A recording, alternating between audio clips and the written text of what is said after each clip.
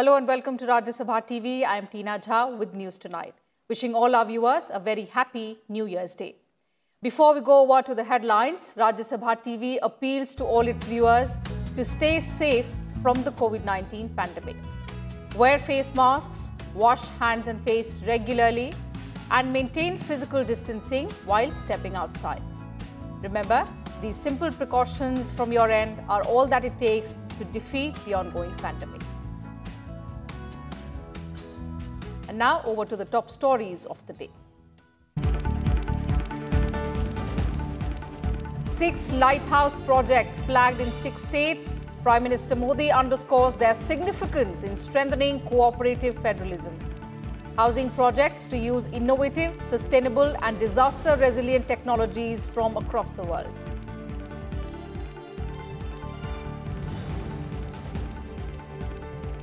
Prime Minister Modi reiterates government's commitment to boost real estate sector, asserts that initiative of Housing for All by 2022 is bringing positive change for crores of poor and middle-class families.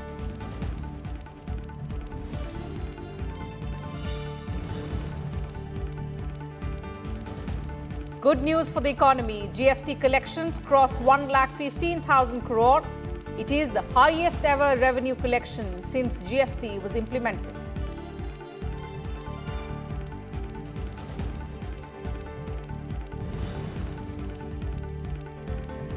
Union Health Minister Dr. Harshvardhan takes stock of preparations for dry run of nationwide COVID vaccination campaign. Regulator, Drugs Controller General of India to take final call on approval of vaccine.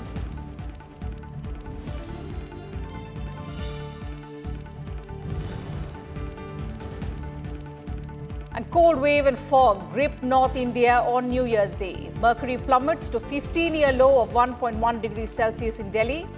Met Department forecasts light rain next week.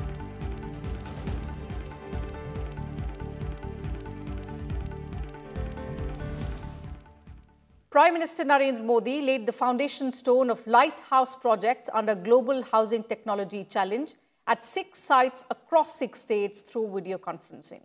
He said the projects will showcase the best forms of technology used for public welfare. More details in this report. On the first day of the new year, Prime Minister Narendra Modi laid the foundation of 6 lighthouse projects in Indore, Rajkot, Chennai, Ranchi, Agartala and Lucknow. Under the project, about 1,000 houses will be built at each location using 6 distinct technologies from a basket of 54 such technologies shortlisted under the Global Housing Technology Challenge India 2019. The Prime Minister said the 6 projects are like lighthouses showing a new direction to the housing sector in the country. आज गरीबों के लिए, मध्यम वर्ग के लिए, घर बनाने के लिए नई टेक्नोलॉजी देश को मिल रही है। तकनीकी भाषा में आप इसे लाइट हाउस प्रोजेक्ट कहते हैं। मैं मानता हूं ये 6 प्रोजेक्ट वाकई लाइट हाउस प्रकाश स्तंभ की तरह है। ये 6 लाइट हाउस प्रोजेक्ट देश में हाउसिंग कंस्ट्रक्शन को नई दिशा दिखाएंगे। देश के पूर्व, पश्चिम, उत्तर, दक्षिण हर क्षेत्र से राज्यों का इस अभियान में जुटना कोऑपरेटिव फेडरलिज्म की हमारी भावना को और मजबूत कर रहा है। Prime Minister Modi said housing schemes were not in the priority list of earlier union governments. He added that the current government realizes that transformation is impossible without all-round development. ये light house project अब देश के काम करने के तौर तरीकों का भी एक उत्तम उदाहरण है। हमें इसके पीछे जो बड़े विजन को भी समझना होगा।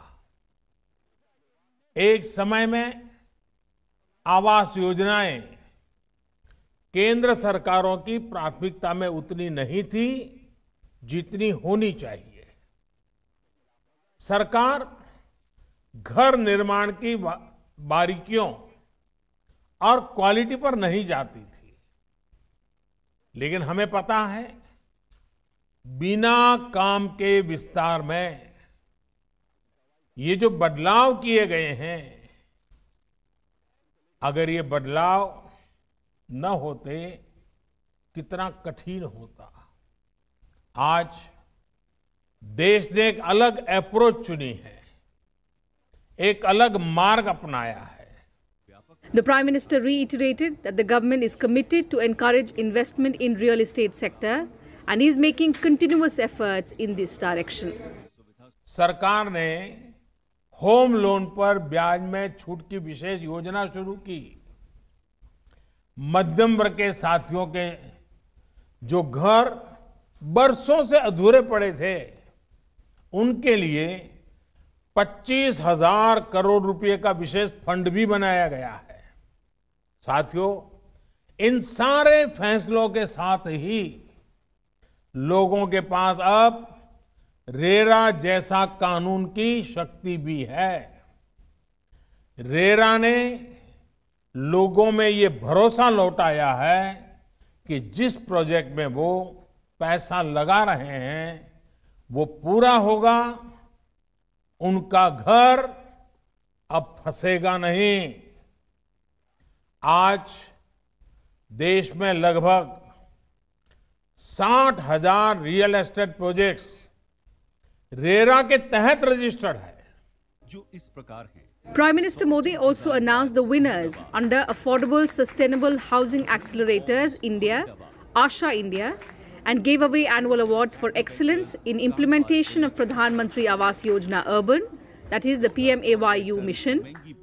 He also released a certification course on innovative construction technologies named Navariti.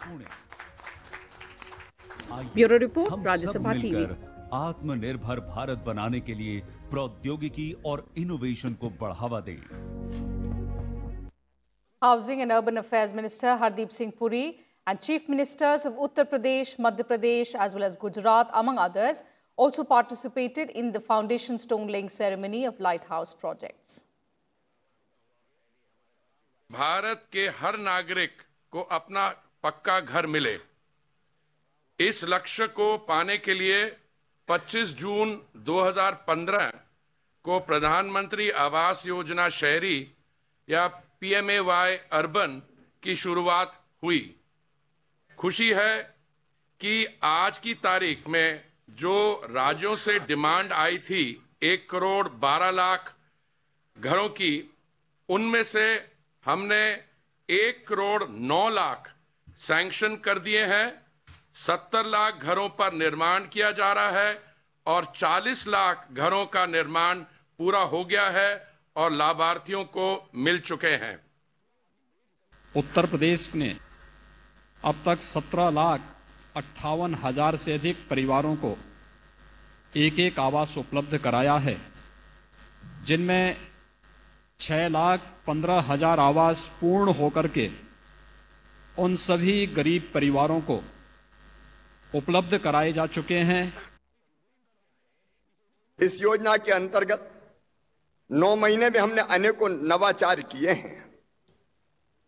माननीय प्रधानमंत्री जी, मैं मध्य प्रदेश की ओर से आपको विश्वास दिलाना चाहता हूं कि शेष बचे आवासों का निर्माण भी युद्ध स्तर पर हम निश्चित समय सीमा में पूरा कर लेंगे।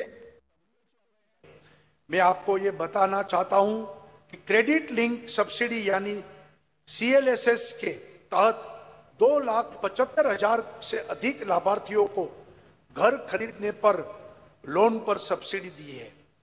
इस पर केंद्र सरकार द्वारा गुजरात को प्रथम स्थान में सम्मानित किया गया है। Union Agriculture Minister Narendra Singh Tomar said on Friday that he hopes for a positive outcome from the meeting with the farmers' unions on the 4th of January. The minister said that the last meeting, held on the 30th of December 2020, happened in a cordial atmosphere and there is a possibility of a positive outcome in the interest of farmers and of the country's farm sector at the next meeting on the 4th.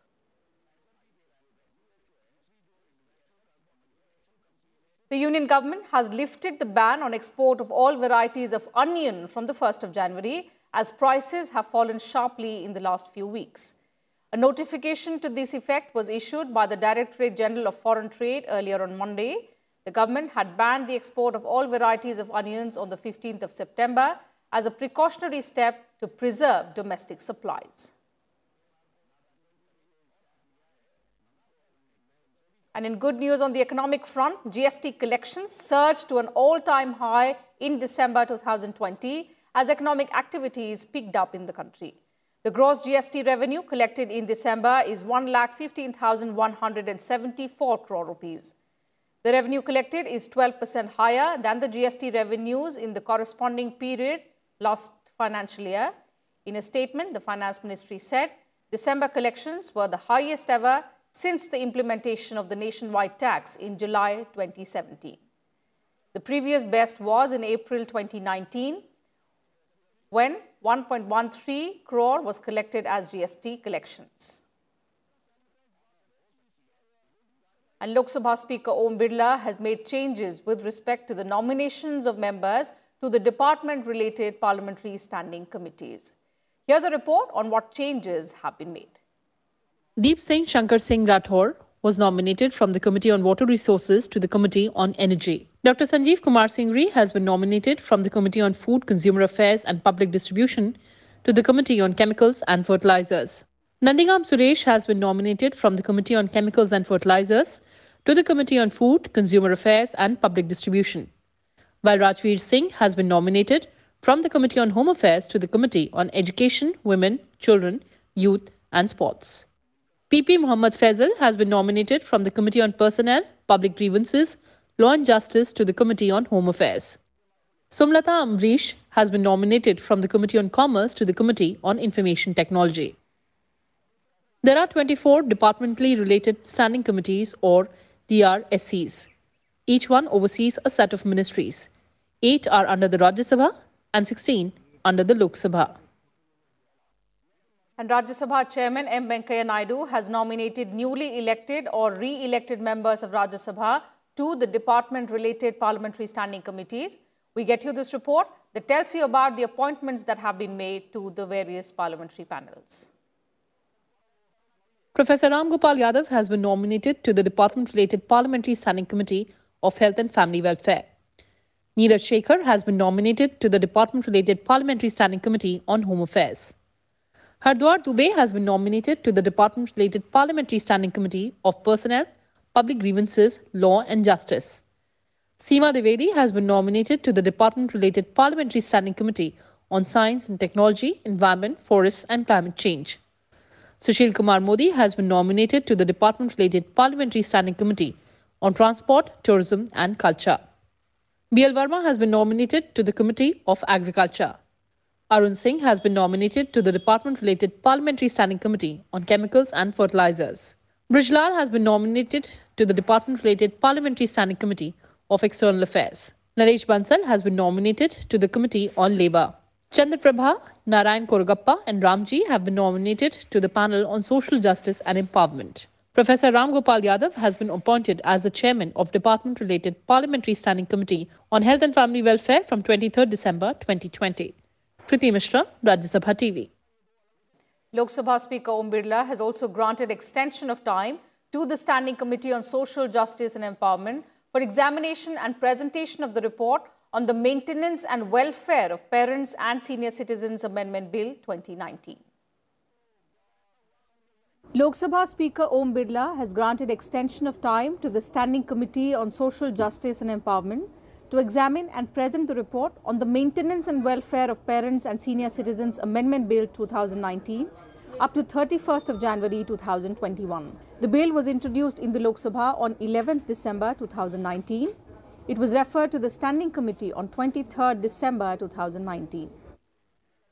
In the 2011 census, citizens above the age of 60 years comprise 8.6% of India's population. Their share of the population is projected to grow to 21% by 2050. The bill amends the Maintenance and Welfare of Parents and Senior Citizens Act 2007.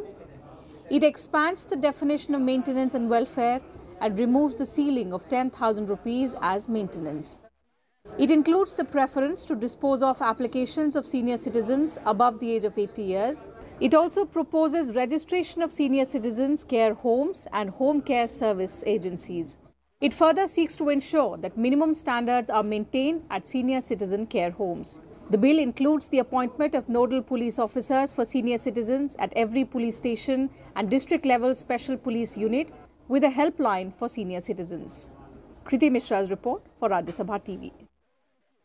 People need to draw the right lessons from the experiences of the last several months as individuals and a collective, said Vice President Venkaiah Naidu as we entered the new year. In an article titled Unmasked Reflections on the Pandemic and Life, the Vice President wrote, "Masked living for the last 10 months to stave off the novel coronavirus has raised questions about the purpose and meaning of life." He said, "Some of the most memorable moments of life flow from connection, but due to the pandemic, we covered our mouth and nose and kept a distance from others for most part of last year." He went on to ask, is survival and doing some work for it the sole purpose of life? The pandemic, he said, has unleashed an internal churning about the purpose and meaning of life as we all pressed a pause button. It dawned on us that life cannot be on the highway all the time. Philosophical reflection was forced upon us. On the journey as a challenge, Venkaiah Naidu wrote that the pandemic has shattered the arrogance of humans of being supreme and the master of all living and non-living forms around. The principal lesson, he said, that we have learned is that we are only a part of a larger design and have got to live that way and not at the expense of others. Also talking about the new strain of the novel coronavirus, the Vice President said, uncertainties never cease, but we need to tune ourselves to face them with stillness, to stay in a happy state of mind and live with a purpose from which the meaning flows. He also hailed the scientific community for finding a vaccine for coronavirus in less than a year.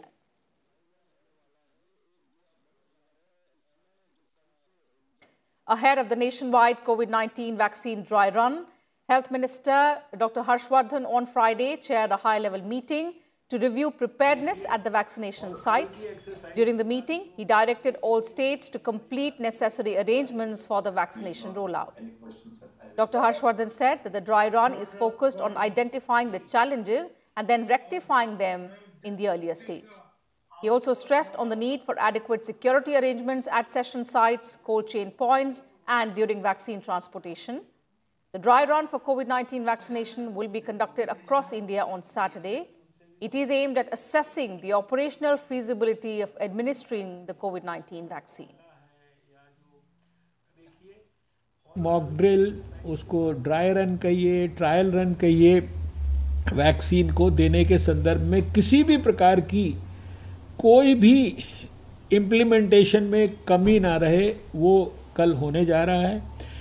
आज हमने अपने सभी वरिष्ठ अधिकारियों के साथ सारे देश भर के कल होने वाले ड्राई रन की तैयारियों की प्रिपेयर्डनेस के बारे में बहुत विस्तार से विश्लेषण किया है। उनको आग्रह पूर्वक ये कहा है कि जो डिटेल्ड गाइडलाइंस भारत सरकार ने बनाई है इस संदर्भ में हर पहलू पर, हर स्थान के लिए, हर प्रकार के इस सारे एफर्ट में लगे हुए व्यक्ति के लिए up to the level of vaccinator, उन सब की समीक्षा करिए और परफेक्ट तैयारियां करिए। The Health Minister also informed that the Subject Expert Committee of the Drugs Controller General of India is monitoring the status of the two leading vaccine candidates, which are the Covishield and the Covaxin vaccines. कि दो कंपनियों ने regulator के पास अपनी application लगाई है और हमें उम्मीद है कि अगर वो अप्रूवल उन कंपनियों को मिलेगा तो फिर आने वाले समय में जिस प्रकार का हमारा प्लान है उसके हिसाब से हम लोगों को वैक्सीनेशन करना शुरू करेंगे। The final decision on approval of the vaccine will be taken by the DCGI. And let's now take a look at the COVID-19 situation in the country. India continued to see a decline in new cases, reporting 20,035 new cases on Friday, taking the nationwide tally to over 1.02 crore. Active coronavirus cases fell below 2,55,000, accounting for only 2.47% of the total positive cases in the country. With 23,181 new recoveries reported in the same period, India continues to report more daily recoveries than the daily new cases. Total recoveries in the country have crossed 98,83,000. The national recovery rate has further improved to 96.08%. With 256 new deaths reported in the last 24 hours from different parts of the country, the total death toll in India now stands at 1,48,994. The COVID-19 case fatality rate stands at 1.45%. The total tests in India have crossed 17.31 crore, with over 10,62,000 tests conducted in the last 24 hours. Kerala continues to report the highest daily cases at 5,215. It is followed by Maharashtra with 3,509 new cases. Maharashtra also saw the maximum fatalities at 58. Kerala reported 30 deaths, while West Bengal reported 29 new deaths due to COVID-19 in the last 24 hours. A total of 29 cases of the new mutated strain of coronavirus have been reported in India so far.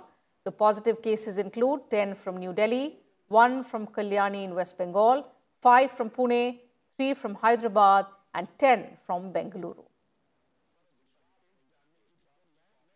Meanwhile, Union Civil Aviation Minister Hardeep Singh Puri announced on Friday about the resumption of flights between India and the UK starting the 8th of January 2021.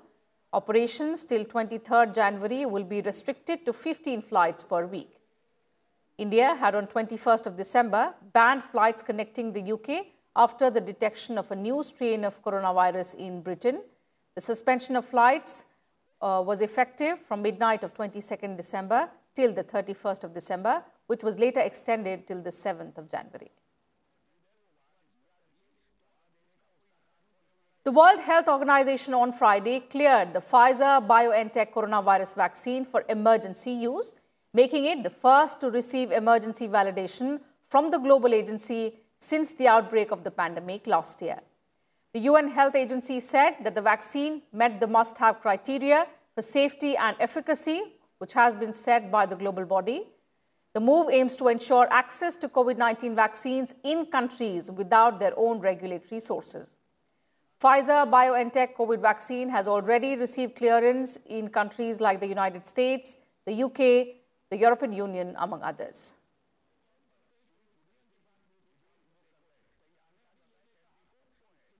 The start of the new year saw the beginning of India's stint at the UN Security Council as a non-permanent member. Prior to this, India had been a temporary member of the Security Council 7 times, but this time the membership is significant, coming as it does in the midst of the COVID pandemic. India on Friday started its 2-year tenure as a non-permanent member of the UN Security Council. India's permanent representative to the UN, T.S. Tirumurti, said, India is working closely with other countries to enable the Security Council to be a real help in solving world problems. He said India will prioritize issues like democracy, human rights and development in its tenure. He added that India will not only stress on a rules-based system and practices in line with international law, but also promote multilateralism and multipolarity. Improvement in global strategy against terrorism, maritime security and peacekeeping reforms will also figure in its agenda. India has been insisting on carrying forward the work of reform of the UN Security Council. India has consistently stated that the UN Security Council does not represent present-day realities. India was elected unopposed as a temporary member of the Security Council in June 2020. The country had earlier been a temporary member of the Security Council in 1950, 1967, 1972, 1977, 1984, 1991 and 2011. With inputs from Akhilesh Suman, Bureau Report, RajyaSabhaTV. The Defence Research and Development Organization celebrated its 63rd Raising Day on Friday.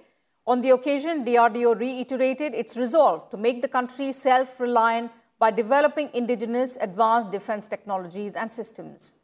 In a Twitter message, the Defence Research and Development Organization said that it is stepping forward onto the paced journey of research, design, development, and creativity. Defence Minister Rajnath Singh wished the DRDO on its 63rd Raising Day. He said that India is proud of their exceptional technological advancements and achievements in building an Atmanirbhar Bharat.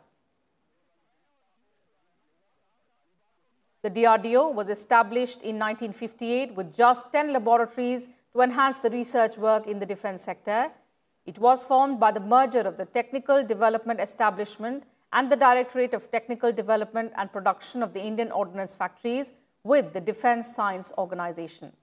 Currently, it has a network of 52 laboratories which are engaged in developing defence technologies.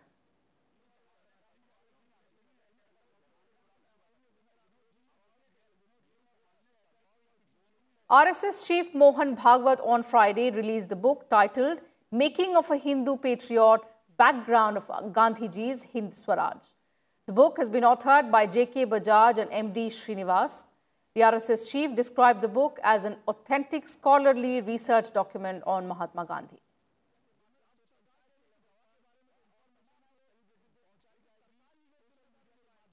Gandhi ji ये समझते थे स्वतंत्रता की लड़ाई ये केवल राज्य में बैठे लोगों को बदलने की लड़ाई नहीं है, ये अपने स्वभाव के आधार पर, अपनी संस्कृति सभ्यता के आधार पर, अपने राष्ट्रीय जीवन के प्रत्येक अंग के पुनर्निर्माण की बात है। इसलिए केवल लड़ने की कुव्वत काफी नहीं है। जैसा भारत बनाना है वैसा जीवन जीने वाले लोग चाहिए।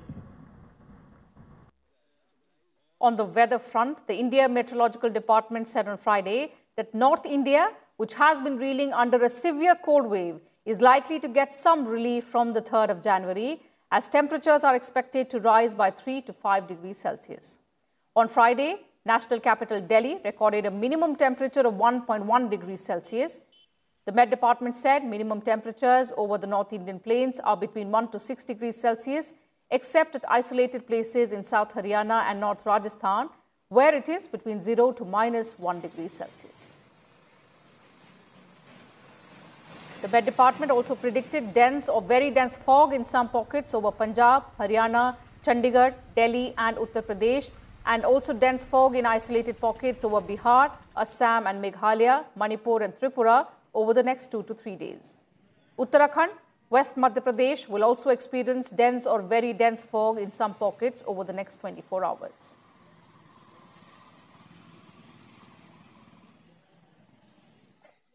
The President, the Vice President and the Prime Minister on Friday extended greetings to the nation on the occasion of New Year. In a Twitter message, President Ramnath Kovind said, "Every New Year provides an opportunity to make a new beginning and emphasize the resolve for individual and collective development." He said, "This difficult time arising out of COVID-19 situation is a time for all the people to move forward unitedly." Vice President M. Venkaiah Naidu said, "New Year is an occasion that reinforces our spirit of optimism, hope and bonhomie." He said, "Let's welcome the new year with the spirit of hope as we bid goodbye to a year that has taught us many life lessons through one of the most disruptive pandemics in recent memory." Also taking to Twitter, Prime Minister Narendra Modi hoped that the new year will bring good health, joy and prosperity. He also hoped that the spirit of hope and wellness would prevail.